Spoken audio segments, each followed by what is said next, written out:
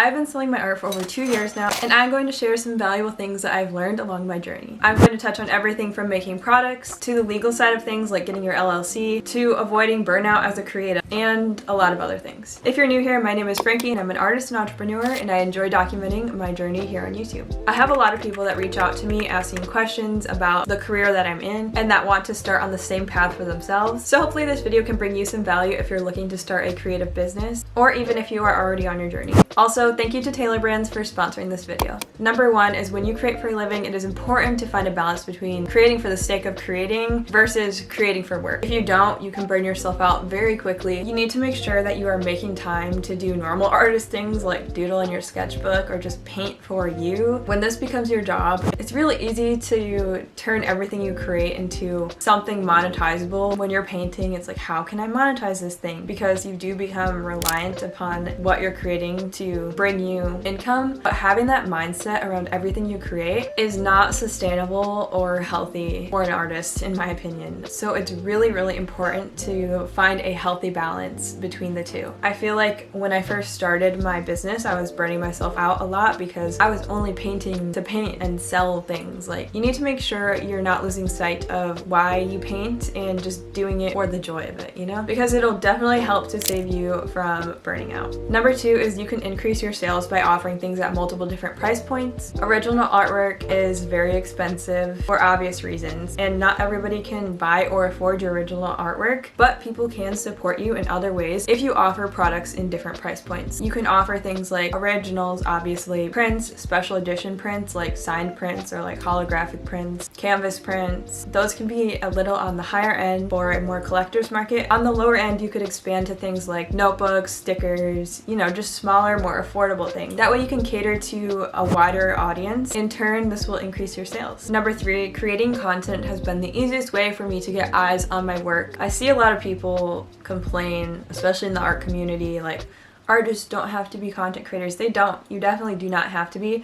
But for me personally, it has been the easiest way for me to get people, especially like-minded people, to see my work. And it's a really cool opportunity that artists did not have like 30 years ago. We did not have social media to just throw our painting up on and find a tailored audience to our work. I think that's something to take into consideration and take advantage of. Using the internet is an incredible tool, and I definitely recommend it. Even though creating content can be a little bit uncomfortable, I did say I was going to make a content creation video for artists. That is coming up soon, but that has been the easiest way for me to get people to see my stuff, and it's something I'm passionate about, and I have a lot of tips, so I'll be making that video soon. But get on social media if you aren't already. Number four is get the legal stuff done in the beginning. It is not as scary as it seems. I personally have an LLC for my art business, and I actually just went through the process for the second time for another business that I'm working on, so now I have two LLCs. The first time I did it, it was like really confusing and I didn't understand what I was doing. I spent a ton of time Googling stuff, and I made it so much more complicated for myself than it had to be. The second time I used Taylor Brands to file for my LLC, and they are actually the sponsor of today's video.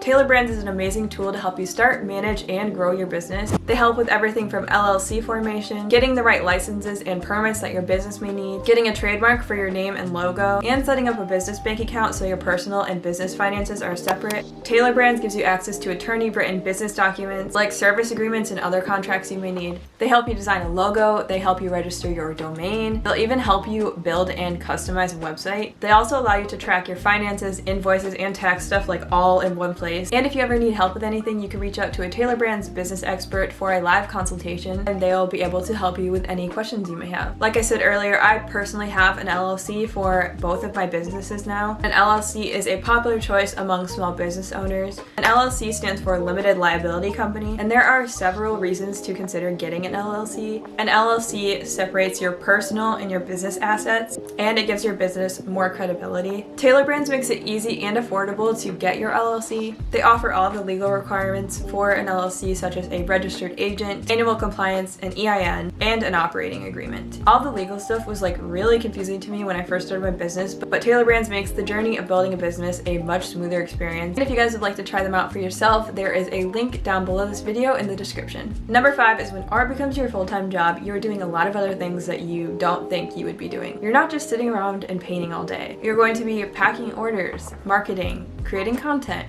customer service. I'm sure there's other things that I can't even think about right now, but I feel like a lot of people have the misconception that when you're an artist, you just get to sit and paint all day, and that isn't always the case. Since starting my business, I've learned that there's a lot more work on the back end that I had originally thought there would be. I'm in no way complaining, and I would not trade my job for anything else in the world, but that is something to take into consideration when you are thinking about making this your career versus a hobby. That's just something that you need to be ready for. Number 6 is it is helpful to find your niche in the art market and develop your own unique art style. I am not saying do not be experimental with your style, but collectors are more likely to return to you if you do develop your own unique art style. You can also find an audience that resonates with their work a lot easier in this way. People will come to you for being you. I have a lot of people reach out to me and ask me where to start selling, and my answer was always right here and right now. A lot of times in my business, I realized that I just needed to jump in and start trying things. When I started, I had no idea what I was doing and I didn't know where to start, and that made me put off starting the journey with my art business for so long. I would say the best thing to do